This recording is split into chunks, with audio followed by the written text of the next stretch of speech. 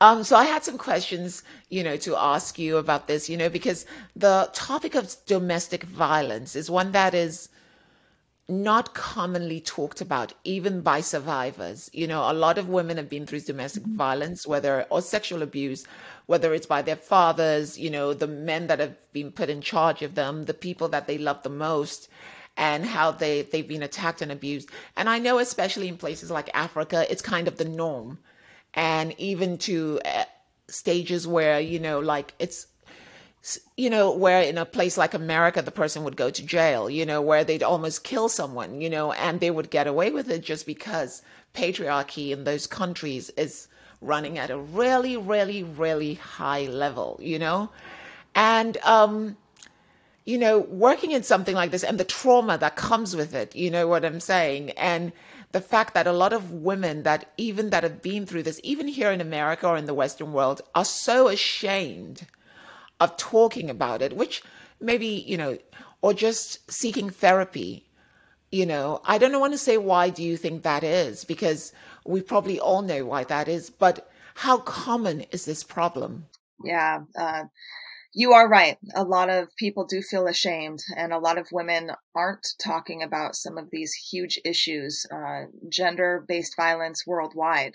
And in Africa, it is the norm. There are a lot of women who ended up coming up to me and asking me, well, if my husband doesn't beat me, then that means he doesn't love me. So it's changing that mentality. Education is key. The only way to change this epidemic is to speak up. So we encourage survivors to tell their stories, because if you don't tell your story, then it's a perpetuating cycle that continues to happen. And the statistics are startling. 1 in 3 women worldwide experience domestic violence. 1 in 4 here in the United States, and 1 in 11 men in the United States experience domestic violence as well. And that's not including the 1 in 4 women who experience rape in the US, or the 200,000 children that are being trafficked within our borders, and 18 million children worldwide. So in order to stop a lot of these injustices, we have to use our words, and words will create actions, and the actions will then implement legislature and protections to serve not only women, but survivors and children all over the world. So, in a lot of these countries you go to in Africa, are you also trying to work with the government, with the legislature, like trying to get laws, put into place, or is it mostly just the nonprofit on the ground stuff? So we legally cannot implement legislature or vote for a specific person running for office. However, we do work with the government in Africa. So we visit the police officers in both Ghana and Sierra Leone. I personally haven't been to Rwanda yet, but next year I plan to go. And we make sure that we work with them to end the cycle, because you don't want to work against somebody and you don't want to work without partners. So we work with the Domestic Violence and Victim Support Unit in Ghana. We work with the FSU in Sierra Leone. So it's so important to work together in order to end this. We believe collaboration is key to sustainable change. So we not only work with the government, but we work with other organizations and NGOs on the ground as well. When you work, so actually, let me ask you this. If you were to be able to speak to women who are early in relationships that, potentially or already abusive, what signs can they look out for to know that they really need to get out of it as soon as possible, or to seek help? Like, I'm just wondering if there's early warning signs, something that where people can feel like they're not alone in this and that there are some resources for them. What would you recommend for them? Yeah, so I'll tell you a quick story. When I first started dating Paul, I thought that everything was happy-go-lucky. Now, I didn't grow up in an abusive home. I didn't see my father or my mother fight with each other or hit each other or scream at each other. Um, the first sign was when I started dating him, he took complete control over every situation. At first, I thought it was kind of nice, but looking back on it now, it was a form of manipulation. So he would order drinks for me in my dinner. He would, at one point, he said that I didn't need to carry a purse any longer because he would take care of everything and he would hold my ID for me.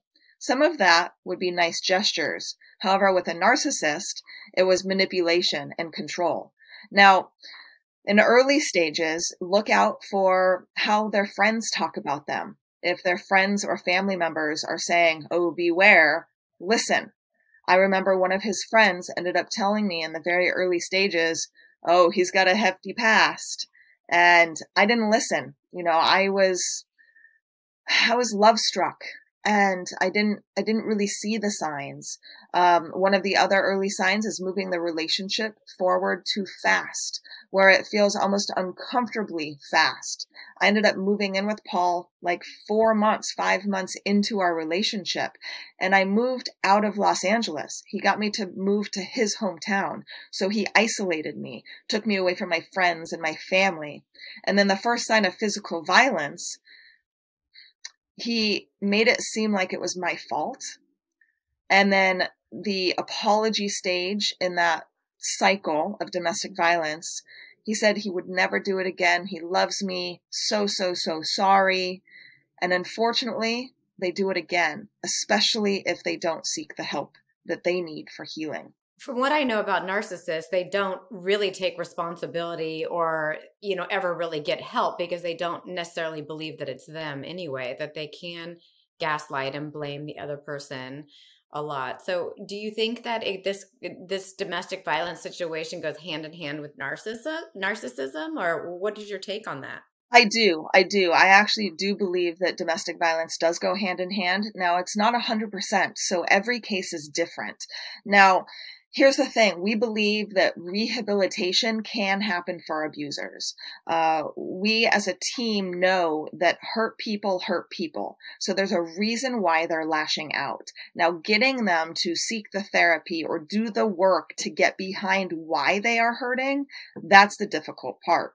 And being a narcissist, they don't take blame. They blame other people for situations that happen. So typically, they have to serve some type of repercussion for what they've gone through. So for example, in my situation, I took my power back by suing my abuser. Now, I'm not legally allowed to speak about terms or whatnot, but he served some type of repercussion.